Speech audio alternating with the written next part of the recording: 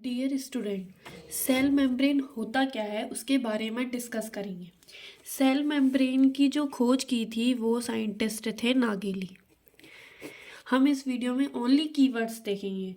ये जो होती है ये प्रोकैरियोटिक और यूकैरियोटिक दोनों में ही पाई जाती है।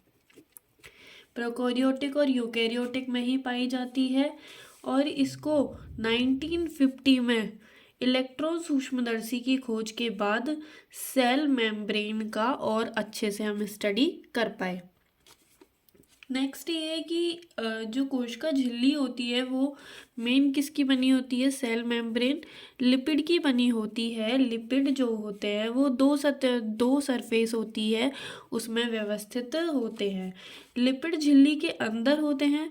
जिन लिपिड क्या होते हैं? ये मेम्ब्रेन के अंदर होते हैं। इनका जो ध्रुवीय सिरा है वो बाहर की ओर, जैसे इस तरह से ये लिपिड होते हैं। इनका जो ध्रुवीय सिरा होता है वो बाहर की ओर जल, और जो भीतरी सिरा होता है वो अंदर की ओर होता है। ये होता है भीतरी सिरा जो कि हम अंदर डालेंगे, और ये होता है बाहरी सिरा। ये बाहरी सिरा और ये भीतरी सिरा। अब ये जो होती है वो एक तरह से सेल मेम्ब्रेन में लिपिड घटक जो होते हैं ये किसके बने होते हैं? फॉस्फोग्लिसरैल्डिहाइड। फॉस्फोग्लिसरैल्डिहाइड। नेक्स्ट इसमें हम कीवर्ड्स पता चल गए। अब इसमें 3 मॉडल होते हैं। जो फेमस मॉडल है वो है तरल मोज़ेक मॉडल। हम इसी के बारे में डिस्कस करेंगे क्योंकि ये सबसे ज़्यादा फेमस हुआ। ये हुआ था 1972 में सिंगर निकोलसन के द्वारा। सिंगर और निकोलसन। ये फॉस्फोलिपिड के दोनों बाहर की तरफ ये हाइड्रोकार्बन्स होते हैं, फॉस्फोलिपिड होते हैं। अब इसमें प्लाज्मा झिल्ली के घटक, मतलब इसमें क्या क्या प्रेजेंट होता है। जैसे हम कोई सब्जी बनाते हैं तो उसके लिए क्या क्या नीड चाहिए होती है, इसी तरह से कोई भी मॉडल बनाने से पहले अपन को क्या क्या चीज़ चाहिए। तो फर्स्ट आता है लिपिड, ये होता है उसमें 40%। नेक्स्ट आता है प्रोटीन। प्रोटीन होता है उसमें 58 समथिंग। और फिर आता है कार्बोहाइड्रेट जो कि बचा कुचा पार्ट होता है। कार्बोहाइड्रेट के बारे में जैसे कि बताया, ठीक है। अब एक एक करके हम इनके बारे में बात करेंगे। लिपिड। लिपिड जो होते हैं वो फॉस्फोलिपिड वाले जो घटक होते हैं उससे बनकर बने होते हैं। ये झिल्ली की संरचना को स्टेबिलिटी क्या देते हैं? ये स्थायित्व प्रदान करते हैं। स्थायित्व के साथ साथ जो कोलेस्टेरॉल होता है वो प्रोकैरियोटिक कोशिकाओं में एब्सेंट होता है। जो प्रोकैरियोटिक सेल मेम्ब्रेन होती है उसमें क्या होता है? कोलेस्ट्रॉल क्या होता है प्रोकैरियोटिक सेल मेम्ब्रेन में? हमको डीप स्टडी करनी है तो कोलेस्ट्रॉल क्या होता है कि जो प्रोकैरियोटिक होती है, प्रोकैरियोटिक, उसमें क्या होता है? एब्सेंट होता है।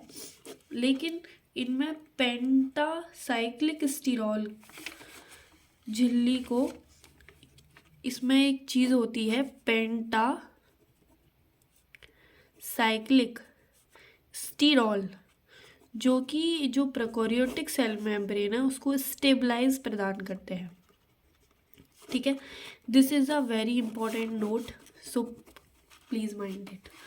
क्या बोला कि जो कोलेस्ट्रॉल है वो प्रोकैरियोटिक जो सेल्स होती हैं उनमें एब्सेंट होता है, लेकिन इनमें जो पेंटासाइक्लिक स्टीरॉल है वो स्टेबलाइज होता है। मतलब ये स्थायित्व प्रदान करता है। ये लिपिड के बारे में हुआ। अब हम बात करते हैं प्रोटीन। प्रोटीन जो होता है वो इसमें दो तरह की प्रोटीन होती है। एक होती है बाहरी और एक होती है आंतरिक। जो बाहरी प्रोटीन होती है वो क्या काम करती हैं और आंतरिक प्रोटीन क्या काम करती है? बाहरी प्रोटीन जो ये गेट कीपर का काम करती हैं। जो बाहर होता है वो क्या करता है, गेट कीपर होता है, ऑब्वियस बात है। और ये स्वतंत्र रूप से इसमें क्या कर सकते हैं, वो गति कर सकते हैं। जो प्लाज्मा झिल्ली में ये स्वतंत्र रूप से क्या गति कर सकते हैं, अर्थात ये कोशिका द्रव्य की सतह की ओर उपस्थित होती है। ये कोशिका कंकाल का ही एक भाग होता है। सेल जो स्केलेटन होता है उसका ही ये सिस्टम होता है। इसलिए वो होता है कि जैसे आरबीसी की स्पेक्ट्रिन हुई, एग्जाम्पल की बात करें तो ये आरबीसी की स्पेक्ट्रिन। नेक्स्ट बात करते हैं इनर वाली जो मानते हैं कि ये प्रोटीन का 70% भाग बनाता है। जैसे कि ये इजीली पृथक नहीं होते, और इजीली पृथक नहीं होते, और ये देखा होगा कि मान के चलो ये कोई सिस्टम बना हुआ है तो उस जैसे सोडियम पोटेशियम पंप हुआ, ऐसे कई सारे जो सिस्टम चलते हैं।